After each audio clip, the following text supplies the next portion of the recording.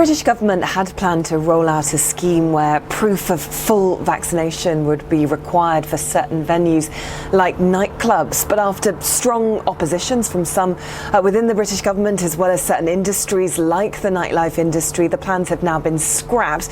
The UK Health Secretary Sajid Javid said the focus will now be on continuing with the vaccine rollout, as well as with a testing regime. Rates of vaccination in the United Kingdom are already high, with around 80% of the population double jabbed.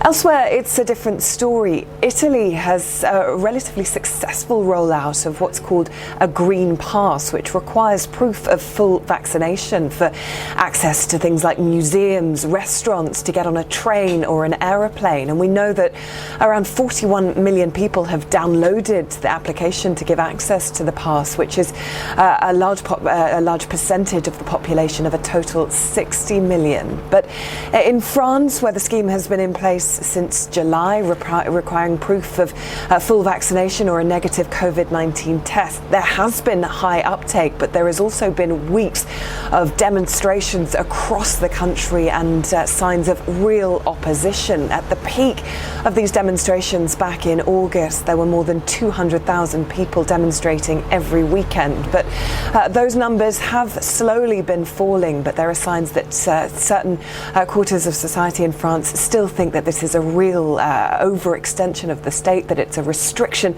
of personal liberty and the ability to choose whether or not to get the jab. Hough, SABC News, Brussels.